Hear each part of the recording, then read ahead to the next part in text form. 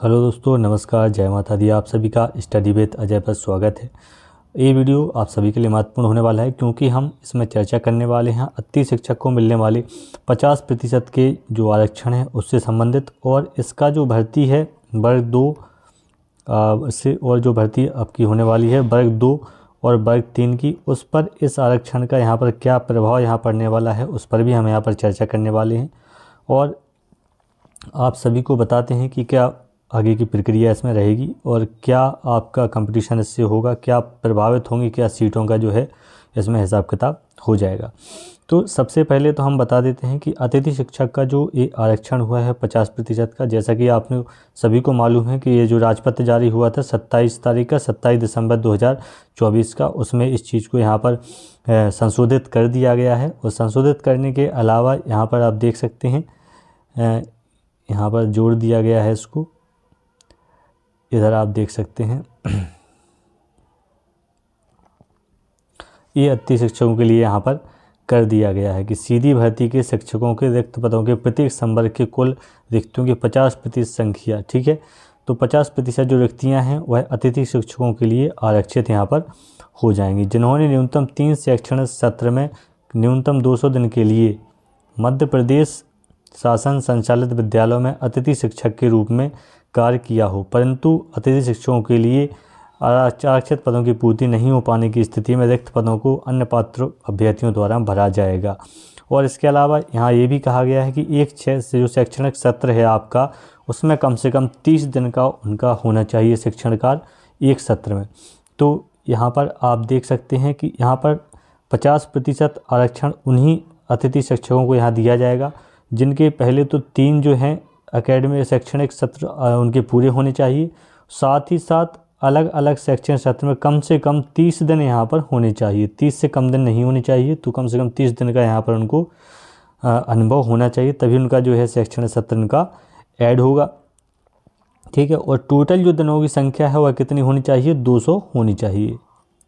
अब बात करते हैं आरक्षण की सीटों की।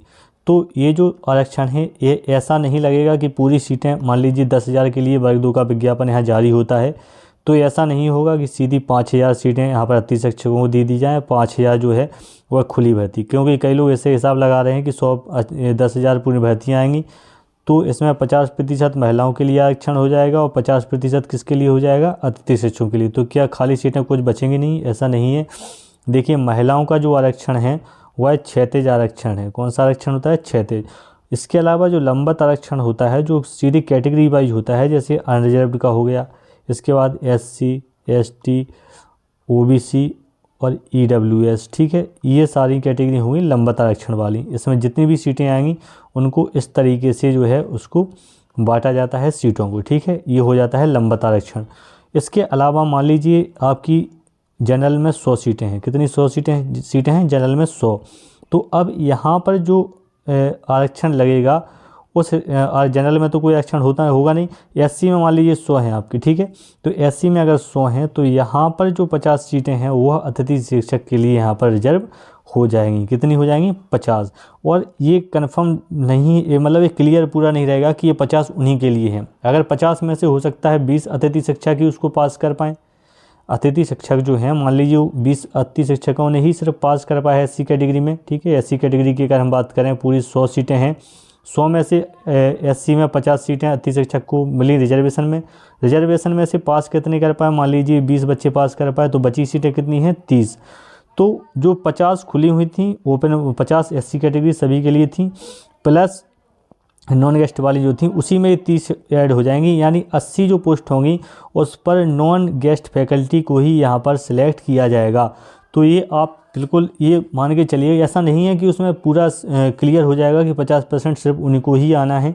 अगर वो नहीं मिलते हैं, वो पास नहीं होते हैं उतनी संख्या में, तो उसी कैटेगरी के जो अन्य अभ्यर्थी रहेंगे पात्र, उनके द्वारा उसको भराया जाएगा। यहाँ पर ना तो उन वैकेंसी को आगे बढ़ाया जाएगा, ना ही उसको रिक्त छोड़ा जाएगा। ऐसी कोई कंडीशन यहाँ पर नहीं रहेगी। इसके अलावा अतिथि शिक्षक में, ठीक है, अतिथि शिक्षक को 50% आरक्षण मिल गया है। खुली भर्ती वालों को यहाँ से काफ़ी जो है एक समस्या यहाँ से हो गई है, क्योंकि पदों में हर चीज़ में आपका पद वहाँ पर बढ़ जाएगा। लेकिन अतिथि शिक्षक कौन से अतिथि शिक्षक हैं यहाँ पर, जो आपसे यहाँ पर आपकी जिनसे यहाँ से कंपटीशन आपका रहेगा, जो आपकी भर्ती को यहाँ पर बढ़ाएंगे, इस पदों को जो है यहाँ पर वो भरेंगे। तो आप देखिए अभी क्या चल रहा है, 2025 यहाँ से शुरू हो गया है, ठीक है। तो 2025 वाले तो अभी कोई है नहीं, 2024 की अभी जो लास्ट में भर्ती हुई है वो इसमें भी नहीं आएंगे, 2023 वाले भी इसमें ऐड नहीं हो पाएंगे, 2022 वाले, ठीक है, 2022 जिनका 2022, 2023, 2024 जिनका पूरा 3 सत्र यहाँ पर रहा होगा, सिर्फ वही इसमें ऐड हो सकते हैं। और आपको मालूम है कि 2020 से 22 से पहले वाले अभ्यर्थियों की जो संख्या होगी वह बहुत ज़्यादा इसमें नहीं होगी। साथ ही साथ उसमें फिर आपको एमपी-टेट क्वालिफाइड भी चाहिए, एमपी-टेट क्वालिफाइड भी उसमें होनी चाहिए, ठीक है। तो एमपी-टेट क्वालिफाइड भी सारे अतिथि शिक्षक यहाँ पर अभी हो सकता हो नहीं हो, तो उनकी संख्या भी यहाँ हट जाएगी। तो कुल मिलाकर आपको अभी बहुत ज़्यादा अपने आप को डिमोटिवेट करने की यहाँ ज़रूरत नहीं है, जो सीधी भर्ती वाले जो अभ्यर्थी हैं, क्योंकि काफ़ी उनको निराशा यहाँ से लग रही है। तो आप अपने आप को ज़्यादा डिमोटिवेट मत करिएगा। बाकी इसके जो निराकरण है उसके लिए आप देख ही रहे हैं, 2-4 दिन से लगातार जो है प्रदर्शन और विरोध वगैरह या ज्ञापन वगैरह दिए जा रहे हैं, क्योंकि पदों की संख्या 50% आरक्षित होने से पदों की संख्या निश्चित रूप से उस पर प्रभाव तो पड़ेगा ही पड़ेगा। लेकिन अभी आप साथ में पढ़ाई भी अपनी करते चलिएगा, दोनों कामों को करते चलिएगा। अगर ज्ञापन देने जाते हैं तो आप ज्ञापन भी दीजिएगा और साथ में साथ आप पढ़ाई भी करिएगा। और जो अतिथि शिक्षक बहुत दिन से लगे हुए हैं, जो वाकई उसके लायक हैं, होशियार हैं और उनको यहाँ पहुँचना चाहिए, उनके लिए भी एक मौका है, उन्हें भी पढ़ाई अपनी लगातार करते रहना चाहिए। जैसा कि आप सभी को मालूम है कि वर्ग 2 की परीक्षा की तिथि 20 मार्च से यहाँ बता दी गई है, तो साथ ही साथ आपको पढ़ना यहाँ पर ज़रूरी रहेगा, ठीक है।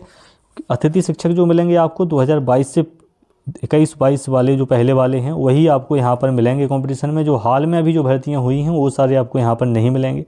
वर्ग 2 की बात करें तो वर्ग 2 में जो क्वालिफाइड कैंडिडेट्स हैं उनकी संख्या ज़्यादा नहीं है, ये आप जानते हैं। पहले भी मैं आपको डाटा पूरा बता दिया कि पूरे कुल बच्चों की संख्या इतनी ज़्यादा नहीं है, तो उसमें अतिथि शिक्षक आपको बहुत ही कम मिलेंगे आपको। और रही बात आरक्षण की, तो आरक्षण मैंने बता दिया है, ये क्षैतिज आरक्षण के रूप में काम करेगा। मान लीजिए मैंने पहले भी समझा दिया कि ओबीसी के मान लीजिए 100 सीटें हैं, तो 100 सीटें हैं तो 100 में से आपकी यहाँ पर आधी रिजर्व हो जाएंगी, ठीक है। अतिथि शिक्षक के लिए यहाँ पर 50 हो जाएंगी, तो फिर वो कैटेगरी वाइज जो है वो यहाँ पर चलेगा, क्षैतिज आरक्षण यहाँ चलेगा। और अगर वो सीटें नहीं भरती हैं तो वो सारी फिर से अतिथि शिक्षक से नॉन जीएफ में वहाँ पर शिफ्ट हो जाएंगी और जो सामान्य पद हैं उनसे उनको भरा जाएगा उसी कैटेगरी के। तो ये सारी प्रक्रिया यहाँ पर रहेगी। तो जितने भी कैंडिडेट्स हैं जो अभी पढ़ रहे हैं और ये खबर अतिथि शिक्षक की जो है 50% जो रिजर्वेशन है उसको लेकर अगर आप डिमोटिवेट हो रहे हैं तो आप बिल्कुल मत होइएगा। आप अपनी तैयारी पर भरोसा रखिएगा, बहुत अच्छे अंक लाइएगा, आप अपनी तैयारी करिएगा और सिलेक्शन अपना लीजिएगा। बाकी जो ज्ञापन का काम है आपको और उसको पदों की संख्या या को बढ़ाने से संबंधित या आरक्षण की जो परसेंटेज है उसको थोड़ा कम करने के संबंध में जो भी आप ज्ञापन दे रहे हैं उसको ज्ञापन को आप दीजिए, बिल्कुल दीजिए आपके, क्योंकि सभी को अपना अपना हित में जो है काम करना चाहिए।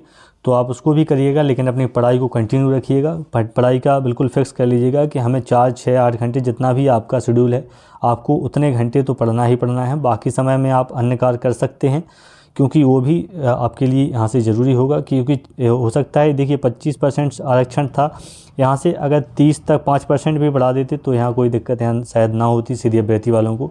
लेकिन ये ज़्यादा बढ़ाने से थोड़ा बहुत समस्या तो कहीं ना कहीं आ ही रही है, क्योंकि पदों की संख्या जो है यहाँ से कम हो जाएगी। फिर भी आपको डिमोटिवेट अगर आप होते हैं तो उसका कोई फ़ायदा ज़्यादा यहाँ नहीं निकलेगा, क्योंकि अगर पेपर समय पर करा लिया जाता है और कोई संशोधन इसमें नहीं होता है तो फिर थोड़ा सा आपको यहाँ आगे दिक्कत हो सकती है। तो आप अपनी पढ़ाई भी करते चलिएगा और साथ ही साथ आप जो भी काम अन्य कर रहे हैं उसको करिएगा, लेकिन डिमोटिवेट मत होइएगा। और इसका जो आरक्षण रहेगा वो क्षैतिज रूप से होगा, इसका लंबवत आरक्षण नहीं होता है। और अगर वो अतिथि शिक्षक उतने नहीं मिलते हैं तो उसी कैटेगरी के अन्य अभ्यर्थियों से उसको भरा जाएगा पद को। तो ये सारी प्रक्रिया यहाँ पर है। तो ये अतिथि शिक्षकों से संबंधित कुछ बातें हो गई हैं, 50% आरक्षण था उससे संबंधित बातें हो गई हैं। अतिथि शिक्षक भी काफ़ी वर्षों से काम कर रहे हैं, तो वो भी अपने कहीं ना कहीं, देखिए उनका भी एक घर परिवार होता है, वो भी एक आशा अपनी लगा कर चलते हैं कि हमें कभी ना कहीं जो है उसमें सरकार नियमित करेगी, हमें कुछ लाभ देगी, तो उसी हिसाब से सरकार ने उनको ये छूट यहाँ पर दी है। उन्हें नियमित की मांग चल रही थी, नियमित तो नहीं किया गया, लेकिन उनको ये चीज़ यहाँ पर सरकार के द्वारा दी गई है कि अगर जो योग्य अतिथि शिक्षक हैं वो यहाँ पर निश्चित रूप से नियमित यहाँ से हो जाएंगे पास होकर। तो फिर भी सीधी भर्ती वाले जितने भी कैंडिडेट्स हों उनकी वो बात करें, या आप अतिथि शिक्षक हों तो भी आपकी अगर हम बात करें, दोनों को यहाँ पर पढ़ने की आवश्यकता है। आप जो भी अपना काम कर रहे हैं उसको करते रहिए, साथ ही साथ आप अपनी पढ़ाई ज़रूर करती रहिएगा। मिलते हैं नेक्स्ट वीडियो में। नमस्कार, जय माता दी।